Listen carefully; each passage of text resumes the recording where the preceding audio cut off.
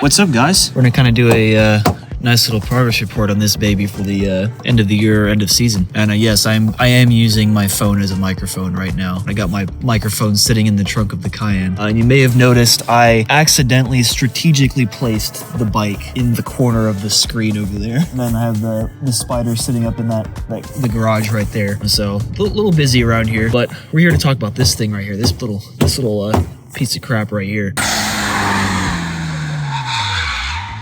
So, as many of you know from the previous video, I bought this car from Alberta, Canada, and I drove it home 34 hours, and I have put a ton of money into it to make it drive somewhat okay for, about as good as an Evo can drive. These cars drive like crap, if you want my complete honest opinion. I have had better cars. No, I'm just kidding.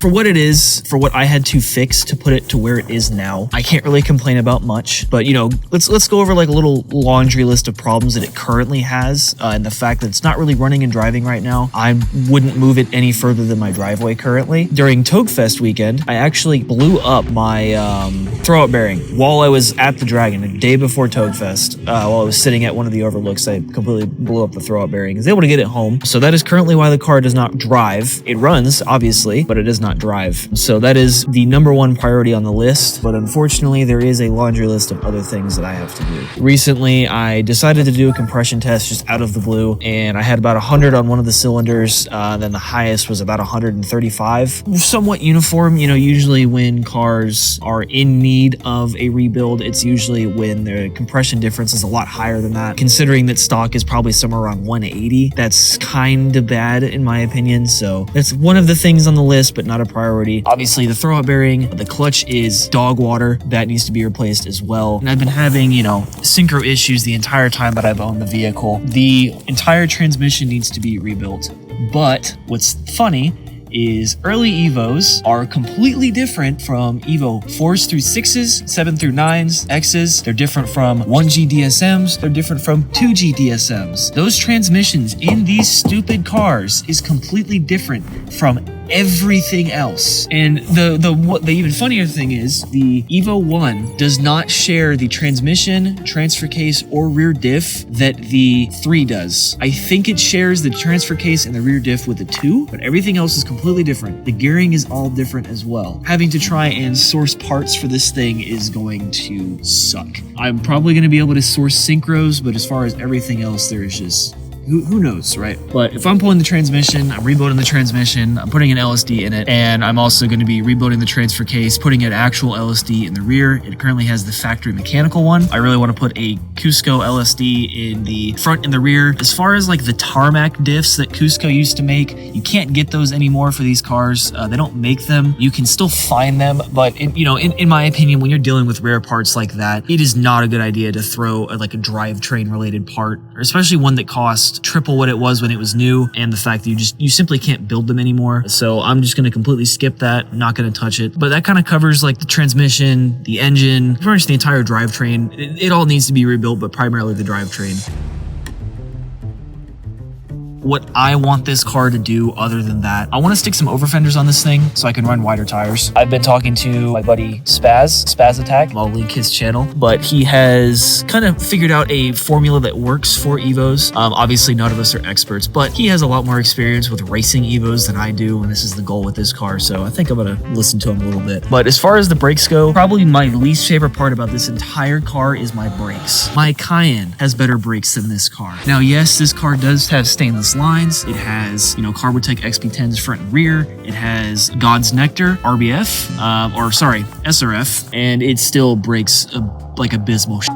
And that is the least favorite thing about the car. The speed at which you are able to go, I believe 80% relies on your brakes, and I just really can't use them in this car. They are so inconsistent, it almost scares you to use the brakes, so I just don't, and that is a big problem to me. As far as you guys know, I did have a Mark 1 Jetta Coupe that I had a brake failure in. It wasn't the brake's fault. I had an axle nut back out, caused a lot of pad knockback, and I put that car into a trait 55. So I I like brakes that work, and these don't. I'm going to put Evo 9 brakes on this car front and rear. RaceFab sells a really nice set of adapters that I'm going to buy, and with that also the Evo 6 RS master cylinder as well, because it is slightly bigger than this factory one. So I believe that in combination with the tires with the LSDs will push this car so much faster than it's currently capable of. I'm also getting rid of these RS4s. Hankook RS4s, great for endurance, amazing for endurance. They last forever, but I don't like the way they drive. So the next tire that I'm going to be running on this car are going to be a set of Nankang CRS V2s. As far as that, there's not really any like huge plans or huge goals that I have for this car, because I want to keep them kind of small, because that little list that I just gave you guys is probably it is more expensive than what I paid for this car. It is actually double, another, you know, like in the 5 digits of what I've already put into this car. It's double that already. Kind of trying to keep the list small because we've been kind of going through, you know, like a little rough patch. Been unemployed for about 2.5, 3 months, and I just got another job. So really excited to see where this car takes me. As far as plans, or what we have accomplished this year. Let's see, I bought the car in about March, tore the thing completely apart, put it all back together, and I've been pretty much tearing up the Dragon in local roads the entire time I've had it this season. Kind of towards August, I kind of put it away for a while, probably because I was having a cooling issue with the car, just needed a new radiator and a cap. But I mean, other than that, this car has done everything that I have wanted to do and more. And as far as enjoyment, it is by far probably one of my absolute favorite chassis to drive out there. I believe my WRX was about the same speed as this one. My Mark 1 Jetta Coupe, close second or tied for most fun vehicle to drive. You know, kind of hard to beat an 1,800 pound car. And this one's kind of fat with the full gut and everything, sitting at about 2,500 weight wise. I haven't weighed it, but I would definitely like to kind of see where I'm at race weight wise. But as far as, you know, goals for next year, I would really like to do 1 or 2 hill climb events, specifically with the SCCA hill climb for the Appalachians.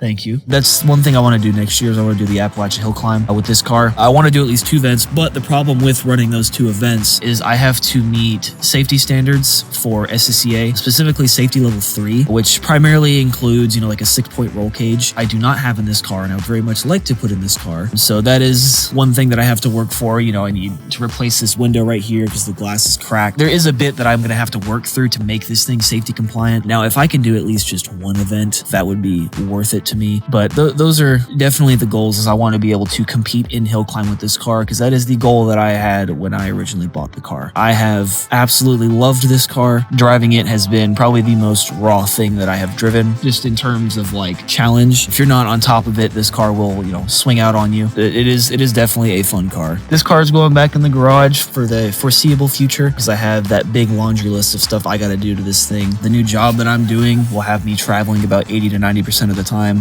So I won't even be in town to really work on it. Hoping that I will eventually have, you know, the funds once I catch up financially to put the money into this thing and really do what I want to do with it. So the list is small, just so we can kind of catch up and I have something to work forward to, because, you know, once you make a goal that's too big, you sort of start to feel like you're drowning in those goals. And I don't want to do that. I want to make sure that I still feel like I can reach those goals. So that's going to be with this car. If I can do at least 1 SCCA hill climb this year, I'll see that goal is fulfilled. But yeah, that's going to be it for me, guys. I'll see you guys later. Peace.